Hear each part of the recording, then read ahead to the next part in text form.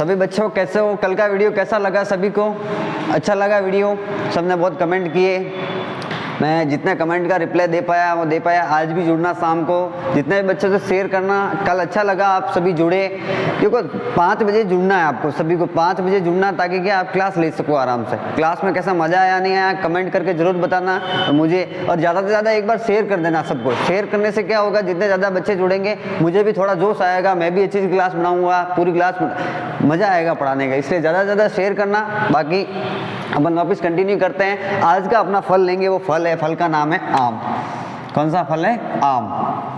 आज आम के बारे में अपन अध्ययन करेंगे। सारे फ्रूट में डाल रहा हूँ एक एक, तो मज़ा आएगा पढ़ने में। देखो, आम का वैज्ञानिक नाम आप सभी को पता है, मैंजीफेरा इंडिका। ये तो बताने की जरूरत भी नहीं है मुझे, इसका वैज्ञानिक नाम। फिर इसकी बात करें कुल की, तो कुल इसका थोड़ा इंपॉर्टेंट है, एनाकॉर्डियेसी। कौन सा? कॉर्डियेसी, एनाकॉर्डियेसी। फिर इसकी ट्वेन संख्या की बात करें, ट्वेन संख्या का मैंने बताया था गुणसूत्र संख्या होती है। क्या होती है? गुणसूत्र संख्या। और आम की गुणसूत्र संख्या होती है 40। कितनी होती है? 40 होती है। ठीक है। फिर अपन बात करें इसका उत्पत्ति स्थान की, तो इसका उत्पत्ति स्थान है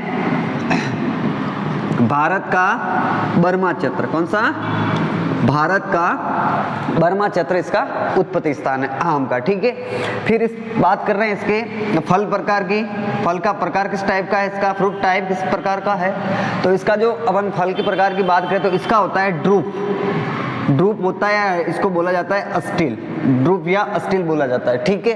फिर इसके अपन खाने योग्य भाग की बात करें तो आम का जो खाने योग्य भाग होता है वो होता है मीजोकार्प। क्या होता है? मीजोकार्प होता है। देखो, खाने योग्य भाग का मैंने कंसेप्ट वैसे क्लियर करा दिया, बार बार मैं नहीं कराऊंगा, बाकी आप समझदार हो। ठीक है।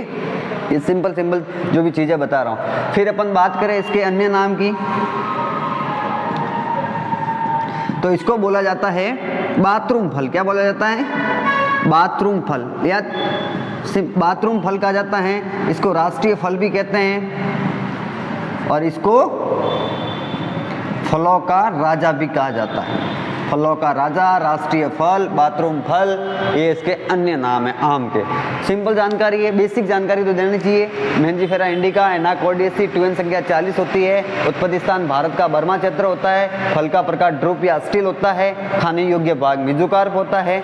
अन्य नाम बाथरूम फल, राष्ट्रीय फल और फलों का राजा। ये सिंपल चीजें याद करते रहना ताकि तक फायदा हो जाएगा आपका भी। ठीक है। आगे अब पढ़ते हैं आम की सामान्य जानकारी। देखो, अब सामान्य जानकारी दे देता हूँ आम की। वैसे सामान्य जानकारी मैंने कल भी दी थी, आप सभी को पता ही होगा। सामान्य जानकारी वही, कौन सा विटामिन पाया जाता है, तो कौन सा विटामिन पाया जाता है? Vitamin A. अब विटामिन ए के बारे में बार बार बता रहा हूँ, बता ही दिया था, कल भी बताया था, पपीता पढ़ाया था। सर्वाधिक आम में पाया जाता है। अब वापिस बता देता हूँ, आम में होता है 4800 IU। उसके बाद पाया जाता है पपीते में, और पपीते में होता है 20 IU के बराबर। ये सिंपल सारी चीज़ें मैंने कल बता दी थी, बताने की जरूरत भी नहीं है, क्योंकि कल मैंने सारी चीज़ें कंसेप्ट क्लियर करवा दिया था। अब आम में किस्मों में एक चीज़ कॉमन याद रख लेना आप, TSS याद कर लेना। TSS का मतलब होता है मीठापन। आम में भाई कितना % मीठापन पाया जाता है? तो आम में पाया जाता है लगभग, TSS की बात करें तो अपन पाया जाता है 20 ब्रिक्स के आसपास। कितना? देखो, TSS को किस में नामा जाता है? ब्रिक्स में नापा जाता है। इसलिए आम में कितना TSS पाया जाता है? 20 ब्रिक्स के आसपास। लेकिन इसमें भी अपवाद है। क्या है? अपवाद है। अपवाद क्या चीज़ है? आम की एक किस्म होती है, किस्म का नाम है जेवियर। कौन सी? जेवियर। जेवियर में थोड़ा मीठापन ज़्यादा होता है। तो कितना होता है ज़्यादा? तो याद कर लेना, 24 से लेकर 25 ब्रिक्स के आसपास इसमें क्या होता है? TSS पाया जाता है। देखो, सिंपल TSS की बात करें तो अपन 20% के आसपास पाया जाता है, 20 ब्रिक्स के आसपास। लेकिन इसमें भी अपवाद है। इसके किस्म है, इस किस्म का नाम क्या है? जेवियर। जेवियर में अपन देखा जाए तो कितना पाया जाता है? 24 से 25 ब्रिक्स के आसपास पाया जाता है। अब अपन थोड़ा आगे बढ़ते हैं, इसके आम के उत्पादन के बारे में बात कर लें। देखो, उत्पादन के बारे में कंसेप्ट आप थोड़ा क्लियर करो। आम का उत्पादन मैं इसलिए करा रहा हूँ क्योंकि इंपॉर्टेंट भी है। अब आम के उत्पादन की बात करें अपन, थोड़ा मिटा देता हूँ यहाँ पे। उत्पादन, प्रोडक्शन। तो आम के उत्पादन की दो चीजें कंसेप्ट याद कर लेना। आम का प्रोडक्शन की पहली बात है कि आम में अगर पूछा जाए विश्व में सर्वाधिक, विश्व की बात करें अपन तो विश्व में सर्वाधिक जो आम होता है वो किसमें, कहाँ पर होता है, भारत में। और भारत में भी कितना प्रतिशत होता है, लगभग 54% के आसपास आम होता है। ध्यान रख लेना, विश्व में सर्वाधिक जो आम होता है वो कहाँ होता है, भारत में ही होता है। और भारत में कितना प्रतिशत होता है, 54% के आसपास होता है। ये भी आप याद कर लेना, ठीक है। फिर बात करें कि भारत में सर्वाधिक कौन से क्षेत्रफल में होता है, ये भी क्वेश्चन आ सकता है। तो भारत की बात करें अपन, एक बार थोड़ा मिटा देता हूं मैं, साथ साथ लिखते जाना आप। उत्पादन में बात कर रहे थे अपन,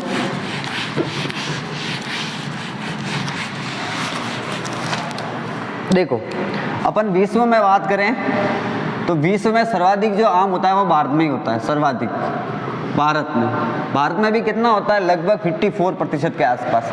अब बात करें भारत में सर्वाधिक, तो भारत में सर्वाधिक की अपन बात करें तो भारत में सर्वाधिक होता है उत्तर प्रदेश में। कहाँ होता है, उत्तर प्रदेश में। 2018 एग्रीकल्चर सुपरवाइजर में क्वेश्चन आया हुआ है कि भारत में सर्वाधिक आम कहाँ होते हैं, उत्तर प्रदेश में होता है, ठीक है। अब बात करें अपन राजस्थान के हैं, तो बात कर रहे हैं अपन राजस्थान के। राजस्थान में सर्वाधिक कहाँ होता है, आपके बांसवाड़ा में। कहाँ होता है, बांसवाड़ा में आम सर्वाधिक होता है। भारत में उत्तर प्रदेश में, विश्व में भारत में भी कितना प्रतिशत, 54% के आसपास आम का उत्पादन होता है। अब अपन जलवायु की बात करें इसके आम की, भाई जलवायु कैसी चाहिए, तो इसके क्लाइमेट की बात करें अपन जलवायु की, तो आम के लिए जलवायु चाहिए उष्ण एवं उपोष्णीय जलवायु। कैसी चाहिए, उष्ण एवं उपोष्ण जलवायु का ये पौधा होता है। और इसके जो वृद्धि के लिए अपन तापमान की बात कर रहे हैं, वृद्धि के लिए तापमान की बात करें अपन, तो ध्यान रखना इसमें तापमान चाहिए इसके लिए 24 से लेकर 27 डिग्री सेंटीग्रेड के आसपास में तापमान की आवश्यकता होती है। उष्ण व उपोष्ण जलवायु का ये पौधा होता है। इसके वृद्धि के लिए तापमान की कितनी आवश्यकता होती है, 24 से लेकर 27 डिग्री सेंटीग्रेड, ठीक है। देखो पढ़ते रहना, एक हैबिट बना लेना आप, क्योंकि डेली 5 बजे 1 घंटा क्लास लेनी है। पुराने वीडियो भी देख लेना, अच्छे से देखना, ताकि क्या है कि तुम्हारा रूटीन बन जाएगा। अभी एग्जाम भी नज़दीक है तुम्हारे, इसलिए रूटीन बन जाएगा। इसे कंटिन्यू करना, कंटिन्यू तैयारी करोगे तो अच्छा रहेगा, ताकि पढ़ाई में अच्छा रहेगा आपके, मतलब किसी भी चीज़ को समझने में। मैं जैसे सिंपल तरीके से पढ़ा रहा हूँ आपको, एक बार देख लेना, 2 बार देख लेना, 3 बार देख लेना, ज़्यादा बड़ा भी वीडियो नहीं है। 3 बार देखोगे, मैं कह रहा हूँ मैक्सिमम चीज़ें आपकी याद हो जाएगी। और मैक्सिमम चीज़ें याद होगी तो आपका कंसेप्ट ऐसे ही क्लियर है। एग्जाम में कोई भी पूछे, कैसे भी करे, क्वेश्चन आ जाए, अपन ऑटोमेटिकली कर लेंगे। इसलिए कह रहा हूँ देखते रहना, ठीक है। अब बात करें इसके आगे संस्थान की, अपन संस्थान की बात करें तो एक याद कर लेना, अंतर्राष्ट्रीय आम पंजीकरण सोसाइटी। अंतर्राष्ट्रीय आम पंजीकरण सोसाइटी है अपने नई दिल्ली में। कहाँ पर है, नई दिल्ली में। ये भी याद कर लेना। एक चीज और याद कर लेना, आम उत्कृष्टता केंद्र, ये अपना राजस्थान में है। कहाँ पर है, ये है अपने खेमरी धौलपुर में, खेमरी धौलपुर। वसुंधरा राजे सरकार ने उत्कृष्टता केंद्र खोले थे ना, वो ये उत्कृष्टता केंद्र है। आम पे रिसर्च होता है थोड़ा, यहाँ पे उत्कृष्टता केंद्र, एक्सीलेंस सेंटर है आम का, खेमरी धौलपुर में, ठीक है। ये भी चीज़ें आप याद कर लेना। अब आगे बढ़ते हैं, इसके फल एवं फूल की बात कर रहे हैं। इसके फल एवं फूल की बात करें तो पुष्पक्रम तो वही होता है, आपको पता है। इसके पुष्पक्रम की बात करें अपन, पुष्पक्रम इसका होता है पेनिकल। और फल किस प्रकार का होता है, इसमें फल का मैंने बताया था, फल फूल किस प्रकार का होता है, इसमें एंड्रोमोनोसियस। ये भी कल वाला पपीता पढ़ाया था ना, वही कंसेप्ट है। एंड्रो का मतलब होता है नर प्लस उभयलिंगी। कैसा पुष्प होता है पपीता, कैसा था, गाइनोडायोसियस। कैसा था, गाइनोडायोसियस। लेकिन ये कैसा है अपना, एंड्रोमोनोसियस है। कैसा है, एंड्रोमोनोसियस। अब आप ध्यान रख लेना, आम में फूल कितने आते हैं, एक गुच्छे में फूल कितने आते हैं, तो फूलों की संख्या मैं बता रहा हूं आपको, फूलों की संख्या। तो ध्यान रखना, इसमें जो फूलों की संख्या होती है वो लगभग होती है 1000 से लेकर 6000 फूल आते हैं प्रति गुच्छा। कितने फूल आते हैं, 1000 से लेकर 6000 फूल आते हैं। ध्यान रखना, आम में सबसे बड़ी जो प्रॉब्लम होती है वो होती है फ्रूट सेटिंग। क्या होती है? Fruit setting. फ्रूट सेटिंग का मतलब होता है कि आम में 1000 फूल आएंगे या 6000 फूल आएंगे तो कितने प्रतिशत फल बनेंगे, वो होती है फ्रूट सेटिंग। क्या होती है कि भाई फूल कितने आए, उन फूल से कितने फल बनेंगे, वो क्या है? Fruit setting. तो ध्यान रखना, आम में ये रेशो है, आम में अगर 1000 फूल आते हैं तो फल कितना लगेगा? 1%। मतलब इसकी फ्रूट सेटिंग कितनी हो गई? 0.1%। ये वेरी वेरी इंपॉर्टेंट, याद कर लेना कि भाई आम की फ्रूट सेटिंग कितनी होती है? 0.1% होती है, 0.1% होती है। अब इसके अपन बात करें परागण की। किसकी बात करें अपन? परागण की। पॉलिनेशन किस प्रकार का होता है? इसमें पॉलिनेशन होता है वो करती है अपनी कीटों द्वारा होता है। किसके द्वारा होता है? कीटों द्वारा होता है। कीटों में भी कौन कीट करती है? इसकी घरेलू मक्खी। कौन सी? घरेलू मक्खी। वैज्ञानिक नाम इसका होता है मस्का डोमेस्टिका। मस्का डोमेस्टिका होता है इसका वैज्ञानिक नाम होता है। आम में ध्यान रखना कि भाई पुष्प कौन करता है? मस्का डोमेस्टिका होता है। अब इसके अपन प्रवर्धन की बात कर रहे हैं। प्रवर्धन की बात करने के लिए इसकी जो बीज की अवधि देखी जाती है, मैं मिटा देता हूँ एक बार, साथ साथ में लिखते जाना ताकि आपको भी अच्छा रहेगा। ठीक है, अच्छा वीडियो है आज का, सिंपल तरीके से बता रहा हूँ। आम में जो जो चीज़ें आप एग्जाम में याद करके जा सकते हो तो लिख सकते हो आराम से उसके बारे में पॉइंट ऑफ व्यू से।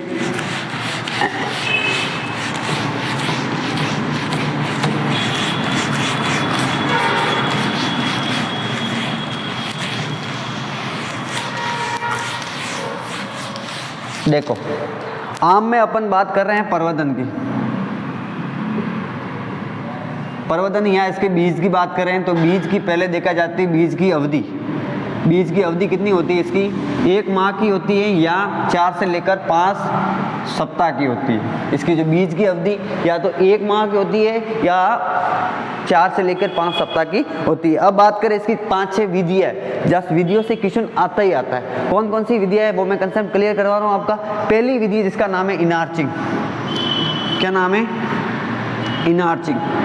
पहला मेथड है इसका नाम है इनार्चिंग। इनार्चिंग की क्या खासियत है? ये दक्षिणी भारत में प्रचलित है, दक्षिणी भारत में प्रचलित है। इसके पॉइंट ऑफ व्यू से बता रहा हूँ मैं, पॉइंट पॉइंट लिख देना।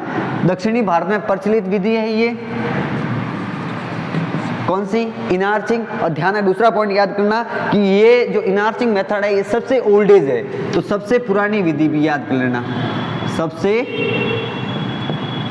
पुरानी विधि कौन सी है? सबसे पुरानी विधि इनार्चिंग। इनार्चिंग कहाँ की फेमस है? तो दक्षिणी भारत में प्रचलित विधि है। दूसरी विधि है इसकी जिसको बोला जाता है विनियर ग्राफ्टिंग। दूसरी विधि इसकी है विनियर ग्राफ्टिंग। और विनियर ग्राफ्टिंग है अपने उत्तर भारत की फेमस, उत्तर भारत की सबसे प्रचलित विधि, प्रचलित विधि। ठीक है, फिर इसकी विनियर ग्राफ्टिंग की याद करना ना, भारत में सबसे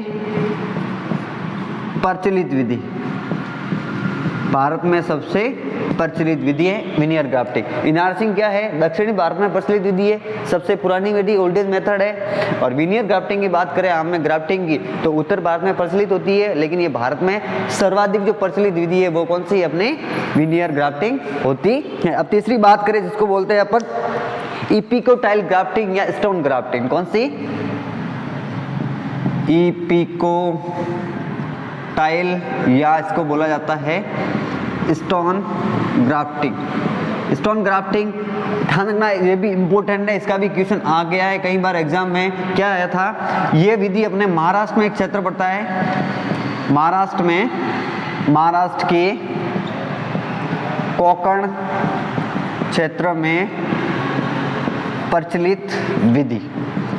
ध्यान रखना, क्वेश्चन आया था, ये आया था कि भाई महाराष्ट्र के कोंकण क्षेत्र में आम में कौन सी ग्राफ्टिंग विधि उपयोग में ली जाती है? तो कौन सी ली जाती है? अपने एपिकोटाइल या स्टोन ग्राफ्टिंग। चौथी विधि है जिसको नाम बोलते हैं सॉफ्ट वुड। क्या बोलते हैं?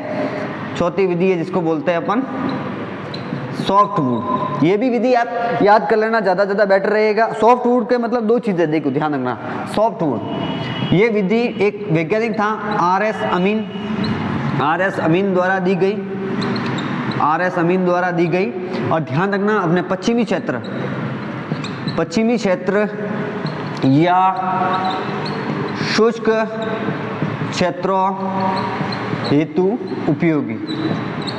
शुष्क क्षेत्र या अपन पश्चिमी क्षेत्र की बात करें जहाँ पर इस विधि का उपयोग लिया जाता है। ठीक है, ये इसकी 4 मेथड है, चारों आप याद कर लेना, लिख लेना अच्छे से लिख लेना, ताकि क्या है कि एग्जाम जाने से पहले एक बार देख लोगे तो भी थोड़ा दिमाग में आ रहा है कि भाई इनियार्चिंग कहाँ उत्तर भारत में सबसे पुरानी विधि थी, मीनियर ग्राफ्टिंग वहाँ की थी, इपिक्यूटाइल महाराष्ट्र के कोगोड क्षेत्र की थी, अपने सॉफ्टवुड आर्य समीन द्वारा दी गई थी, और पश्चिमी क्षेत्र या शुष्क क्षेत्र तो उपयोग भी थी। ठीक है, अगली बात करें अपन सघन पौधारोपण की। सघन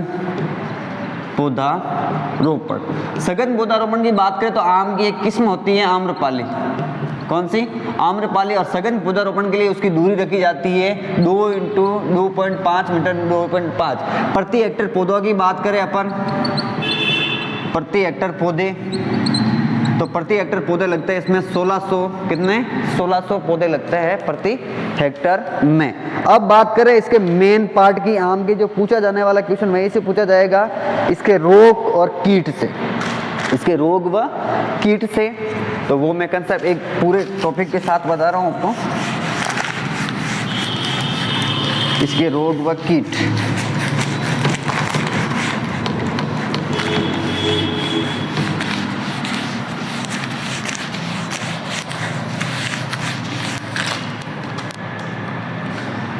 पहले देखते हैं इसके रोग।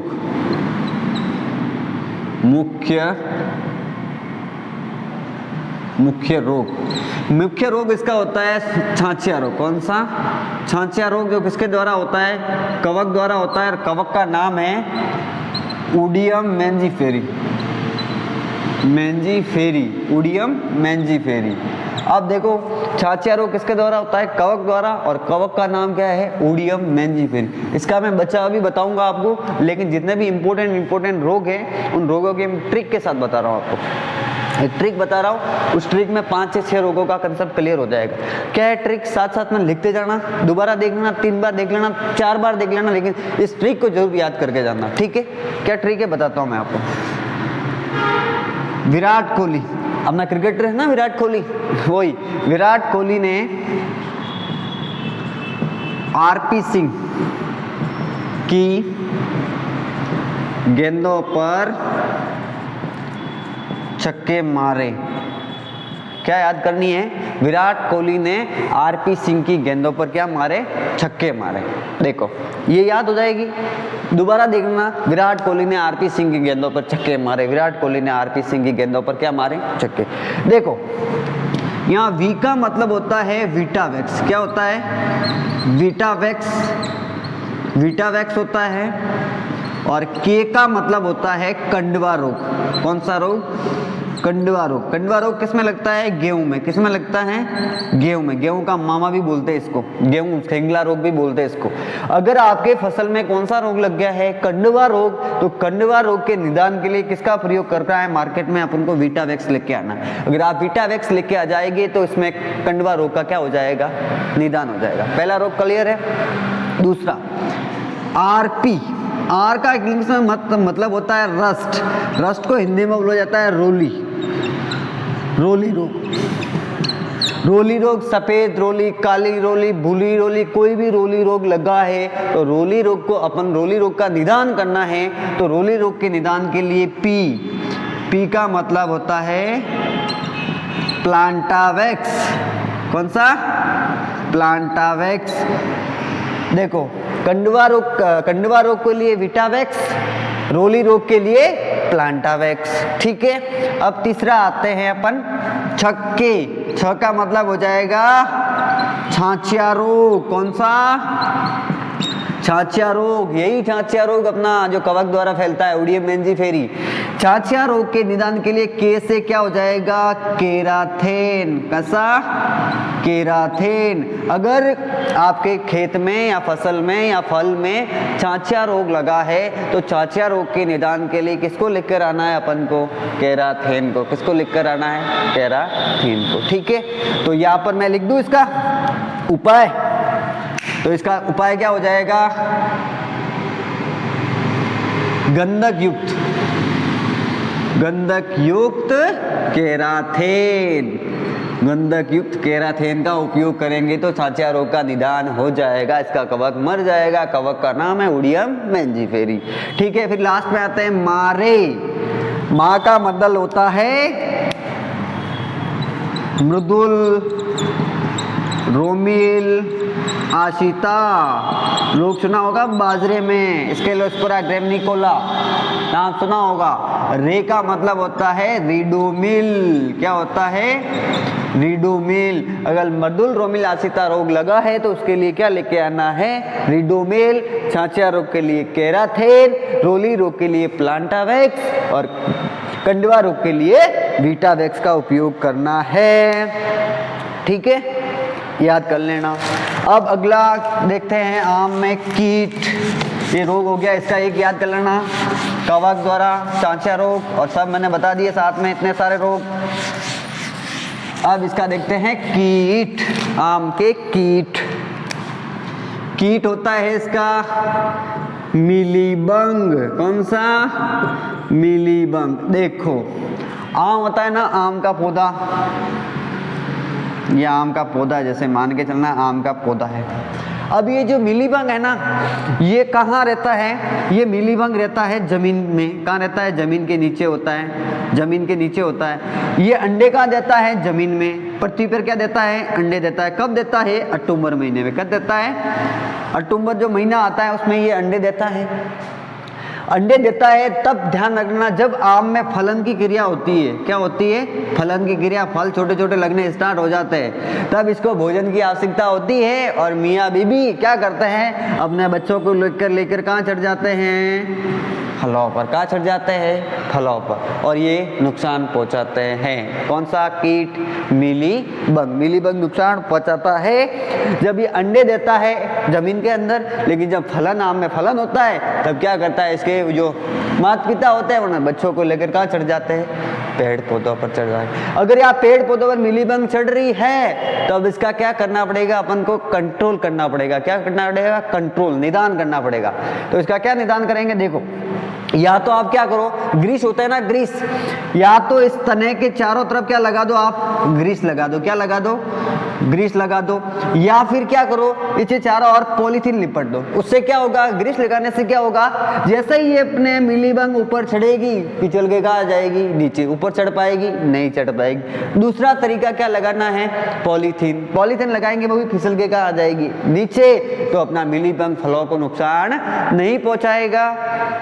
आ रही है समझ में बात? मिलीबग फलों को नुकसान नहीं पहुंचाएगा। ठीक है, अब अपना आगे वाली बात कर रहे हैं। आगे वाली बात करें इसके रोग की। एक होता है इसका फ्रूट फ्लाई और स्टोन वीविल। दो कीट होते हैं इसके, एक है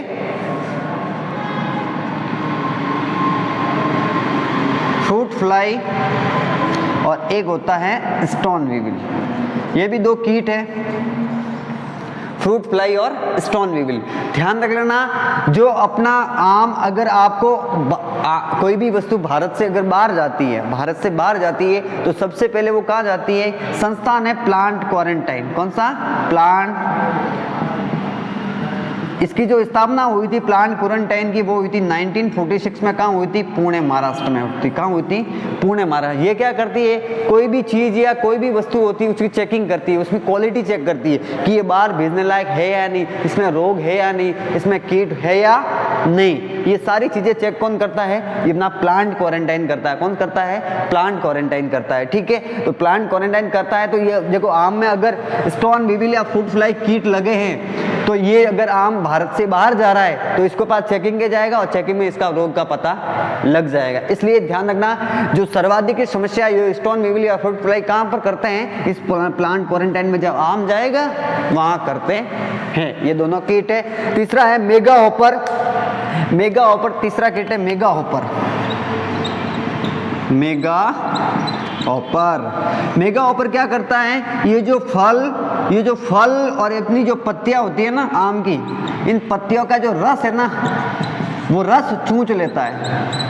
और रस चूसने के साथ उसको नुकसान सर्वाधिक पहुंचाता है कौन सा, मेगा ऑफर। ये आपके 3-4 कीट थे, मैंने सारे बता दिए डिटेल में। आप एक बार नहीं 2 बार देख लेना ताकि जल्दी से जल्दी समझ में आ जाएगा। फिर इसकी बात करें अपन आम में तुड़ाई अवस्था, क्या बात कर रहे हैं इसकी, तुड़ाई अवस्था। तुड़ाई अवस्था, तुड़ाई अवस्था का मतलब होता है टपका अवस्था।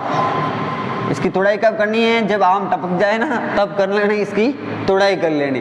देखो इतना अच्छे तरीके से मैंने आप बताया है, ऐसा कोई नहीं होगा जो इतना अच्छे तरीके से आपको समझाएगा। देखो वीडियो को 1 बार नहीं, 2 बार नहीं, 3 बार नहीं, 4 बार देखना है, ताकि क्या होगा, बार बार देखोगे तो वो चीज़ क्या रहेगी, आपके माइंड में रहेगी। और जो चीज़ें माइंड में रहती है वो हमेशा क्या होती है, याद होती है। क्या होती है, याद। तो 5 बजे जुड़ना सभी, आपके कमेंट का रिप्लाई मैं दे दूंगा, आप जुड़ते रहना और आम को अच्छी तरीके से देखना। देखो मैंने सिंपल तरीके से बताया, जो जो चीज़ें इंपॉर्टेंट है वो सारी चीज़ें मैंने यहाँ कंसेप्ट क्लियर करवा दिया। ठीक है, देखो सिंपल है, मेंजीफेरा इंडिका, एनाकार्डियेसी, 2n संख्या कितनी होती है, 40 होती है। इसका उत्पत्ति स्थान क्या है, भारत का बर्मा क्षेत्र होता है। फिर बात करें फल का प्रकार का, इसको ड्रूप या स्टिल होता है। खाने योग्य पाक क्या होता है, इसका मीजोकार्प होता है। फिर अन्य नाम की बात करें अपन, बाथरूम फल, राष्ट्रीय फल, फलों का राजा होता है। फिर अपन सामान्य जानकारी की बात करें तो सामान्य जानकारी में सिंपल है, कौन सा विटामिन पाया जाता है, ये तो मैंने कल वैसे पपीता पढ़ाया था तभी बता दिया था आपको कि विटामिन ए पाया जाता है, 4800 IU है, उसके बाद पपीते में पाया जाता है।